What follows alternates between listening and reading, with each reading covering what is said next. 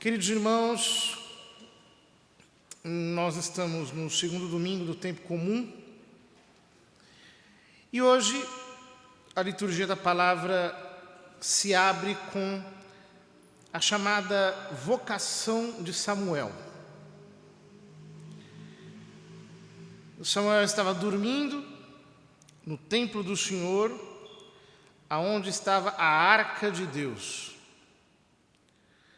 Então o Senhor chamou: Samuel, Samuel. Ele respondeu: aqui estou. Correu para junto de Eli e disse: tu me chamaste, aqui estou. E Eli respondeu: eu não te chamei, volta a dormir.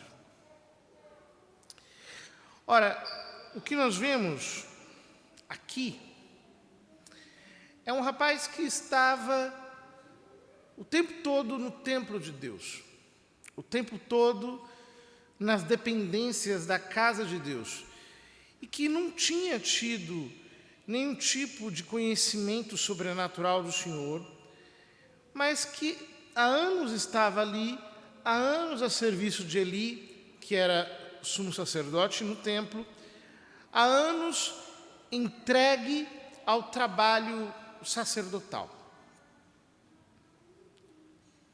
como um ministro, como um servo, como um auxiliar, como um ajudante de Eli. Até que, num determinado momento, Deus se faz ouvir por ele. Deus aparece durante a noite e diz: Samuel, Samuel. Ele não conhece ainda, ele não sabe do que se trata, ele vai buscar Eli. Os referenciais que ele tem são humanos. Ele não consegue ainda captar que a voz de Deus fala conosco. Ele pensa que é um homem. Vai até Eli, não é Eli. Isso acontece durante 3 vezes. O escritor sagrado diz: Samuel ainda não conhecia o Senhor, pois até então a palavra do Senhor não se lhe tinha manifestado. Queridos irmãos, muitas vezes nós somos assim.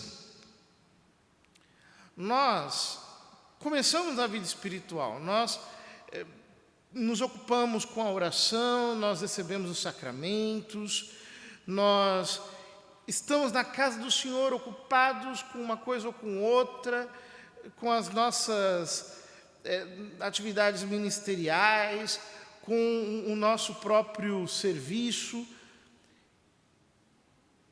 Parece que é só isso.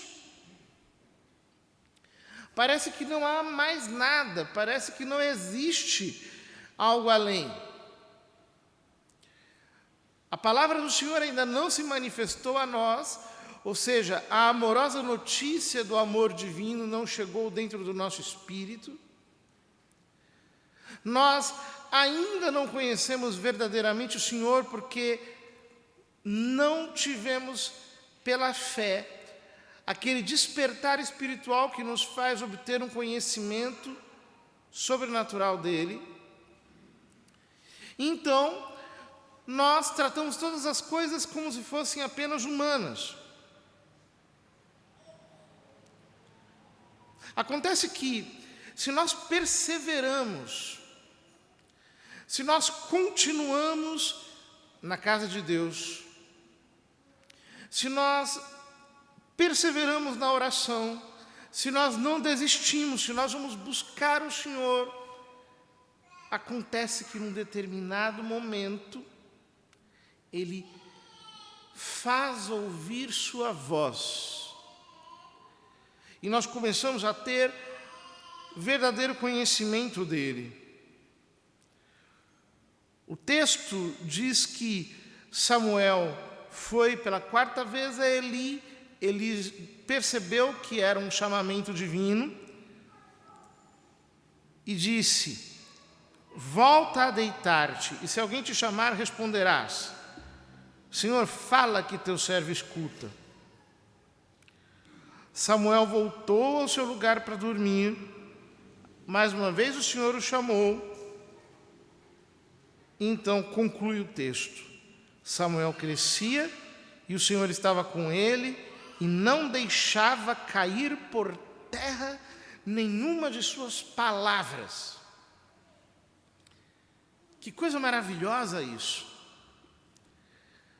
Alguém que aprendeu a ouvir Deus, mas não desperdiça a sua palavra. Alguém que aprendeu a escutar o Senhor, mas que não deixa de lado aquilo que Deus fala com ele. Muitas vezes, nós temos crenças erradas na nossa mente. Por exemplo, a ideia de que Deus não fala conosco, de que nós servimos a um Deus mudo.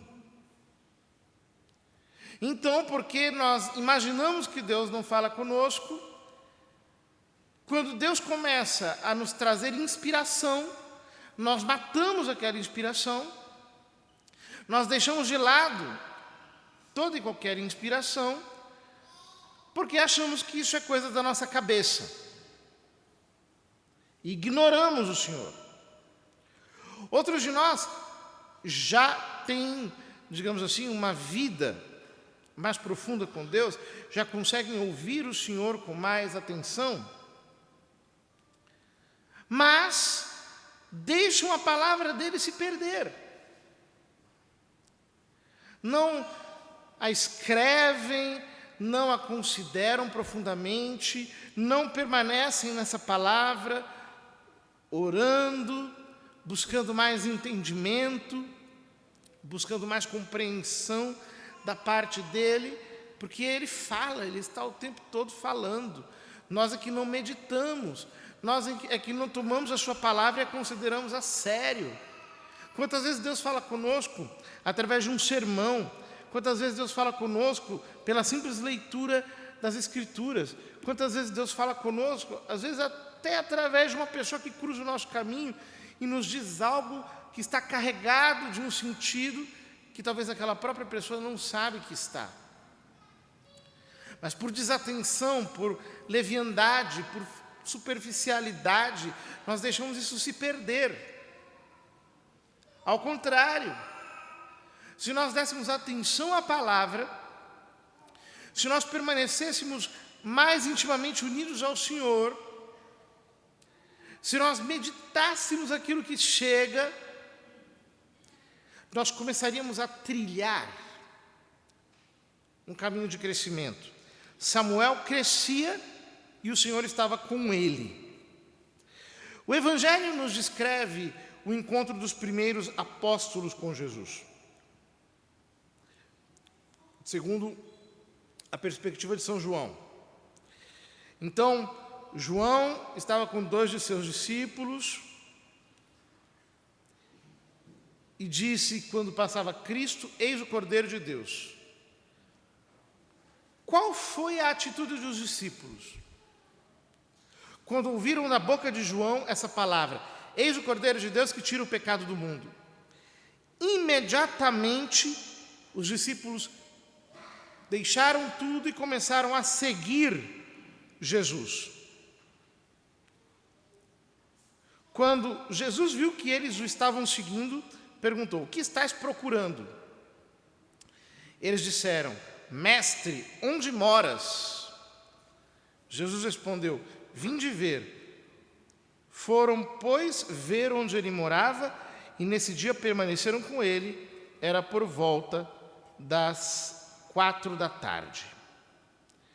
André e João, os dois, passaram aquele dia com Jesus e depois começaram a trazer os seus irmãos.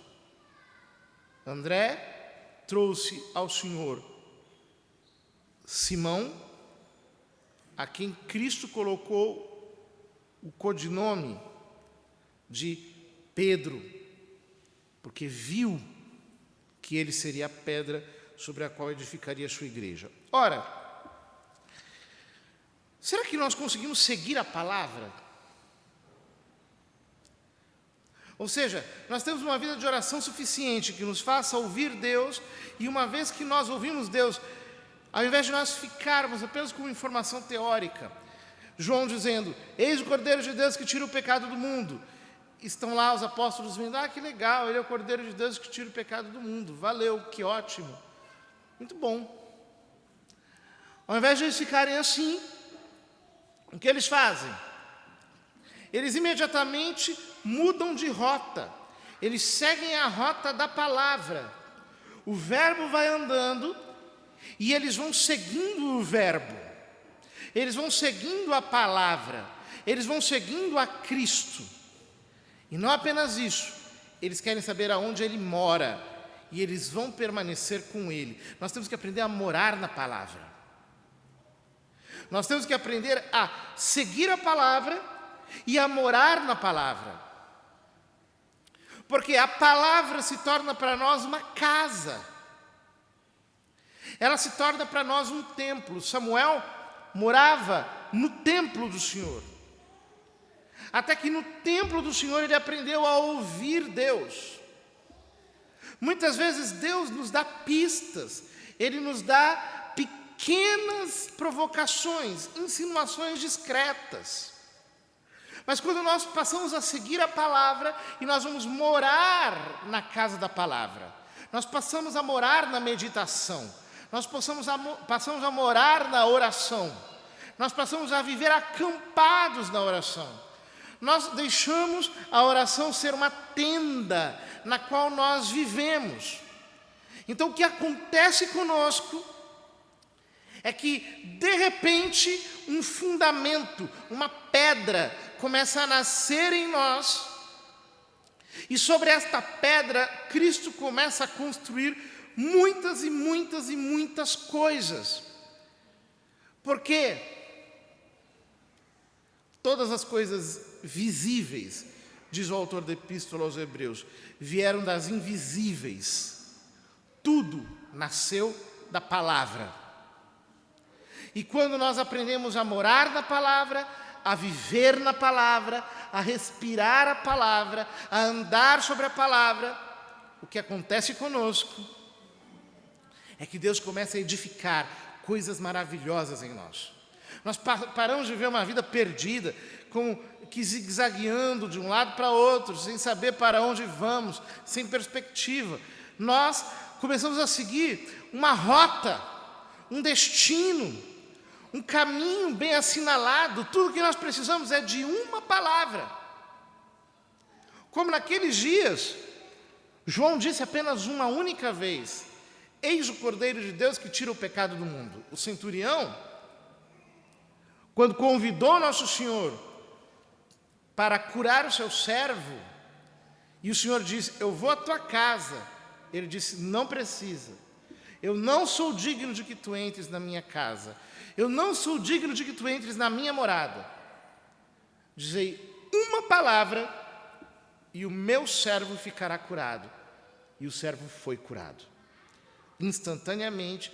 E Jesus ficou impressionado, disse: nunca vi tamanha fé em Israel. Nós precisamos só de uma palavra para mudar a nossa vida. Nós apenas precisamos de uma palavra para transformar todo o nosso ser. E Deus está ansioso para que nós escutemos a sua voz nos chamando, para que nós tenhamos um encontro com Ele. Na segunda leitura da carta aos Coríntios, São Paulo diz: o corpo não é para a imoralidade, mas para o Senhor, e o Senhor é para o corpo. Porventura ignorais que vossos corpos são membros de Cristo? Quem se une ao Senhor, torna-se um só espírito com Ele. Fugir da imoralidade. Em geral, qualquer pecado que uma pessoa venha cometer fica fora do seu corpo, mas o fornicador peca contra o seu próprio corpo. Queridos irmãos, o que nos impede de conhecer a Deus sobrenaturalmente é a agitação dos nossos sentidos, porque Deus é espírito. E os seus verdadeiros adoradores o adorarão em espírito e verdade, disse Jesus à samaritana. Deus é espírito. O que significa que nós não vamos encontrar Deus aqui do lado de fora. Nós não encontraremos Deus como quem encontra uma árvore, como quem encontra uma pedra, como quem encontra um cachorro, uma pessoa humana. Ele é espírito. Ele não é um objeto dos nossos sentidos. Então você não sente Deus quente ou frio, alto ou baixo, claro ou escuro. Ele é espírito. Ora, o que acontece conosco é que se nós estamos aprisionados pelo mundo dos sentidos, pelo mundo das emoções, pelo mundo dos sentimentos, das sensações, a nossa personalidade vai toda para a periferia dos sentidos exteriores. É como alguém que resolvesse morar na janela da sua casa. Ao invés de dormir no quarto, a pessoa fica que nem um papagaio dormindo na janela. Ela só quer saber de olhar para fora. Ela quer sentir o que está acontecendo do lado de fora. Portanto, o que é que nos impede de conhecer a Deus sobrenaturalmente? É o excesso de vida exterior, o excesso de provocação exterior. E é por isso que São Paulo diz aqui, o corpo não é para a imoralidade, mas para o Senhor, e o Senhor é para o corpo. De todos os pecados, aqueles que mais atiçam o nosso corpo, aqueles que mais assanham a nossa sensibilidade, são os pecados sexuais. Estes são aqueles que mais causam um terremoto sensorial no ser humano. Por isso que alguém que vive na fornicação, no adultério, na prostituição, na pornografia, no pecado solitário, em todas essas coisas, não consegue escutar Deus. A graça fica extremamente distante no seu interior. A pessoa às vezes se confessa, mas a alma dela está tão agitada porque está perdida na periferia dos sentidos, naquele sequestro da agitação dos sentidos, da agitação corpórea, que ele não consegue curtir a oração, não sabe o que é ter tranquilidade do silêncio, não consegue contemplar a Deus, porque é exterior. É por isso que a pessoa que peca contra a castidade tem essa dificuldade constante. Ele reza, mas ele nunca vai sair daquele estágio porque Deus é Espírito. E ele se inabilitou para contemplar Deus que é Espírito. Ele está o tempo todo olhando apenas para o que sente, para o que vê, para o que ouve, e aí vai se entregando à preguiça, à moleza, aos seus caprichos, e sempre quer viver como que paparicando o seu próprio eu, as coisas que custam mais não consegue fazer. Por quê? Porque está profundamente inflamado no seu corpo. Louvado seja Deus porque existe o sacramento do matrimônio. Então, os atos conjugais são santos e puros, e são também teologais, ou seja, os esposos se amando, estão amando Deus. Mas fora do sacramento do matrimônio, todo e qualquer desfrute do prazer venéreo, segundo nos ensina a doutrina da Igreja, é pecado mortal. E, portanto, mata a graça de Deus na nossa alma. Então nós perguntamos, por que isso pode ser um pecado mortal? Por um motivo muito simples. Porque, perturbando-nos de tal modo fisicamente, nos impede de conhecer a graça sobrenatural. É simples. Os pecados contra a castidade causam um terremoto. Para alguém desfrutar do prazer venéreo, é preciso toda uma hecatombe hormonal que afeta desde o cérebro até os pés. E, portanto, a pessoa não consegue rezar, não consegue ter intimidade com Deus. Por isso, a conclusão de São Paulo é clara: fugir da imoralidade. Vocês vejam como que isso é sério. Porque São Paulo diz, ou melhor, São Tiago diz: resisti ao diabo, e ele fugirá de vós. Está na Epístola de São Tiago. Resisti ao diabo, e ele fugirá de vós. Mas aqui São Paulo diz: fugir da imoralidade. Estão percebendo? Deus manda enfrentar o diabo e fugir da carne. A Bíblia está dizendo: enfrente Satanás, enfrente o inferno inteiro. Mas quando o assunto é a sua carne, fuja. Fuja da imoralidade. Por quê? Porque senão nós não conseguimos ter vida espiritual, queridos irmãos. Exatamente aqui, a pedra de tropeço para a maior parte das pessoas dos nossos dias. Nós vivemos numa geração que banalizou completamente a sexualidade. O consumo de pornografia é altíssimo nos nossos dias. A indústria pornográfica é absurda. E a hipocrisia da internet é fora do comum. Alguns dias atrás, personalidades foram censuradas pelo Twitter, um aplicativo, porque não quis obedecer aos padrões de censura, teve que ser tirado, teve que acabar. Agora, a indústria pornográfica,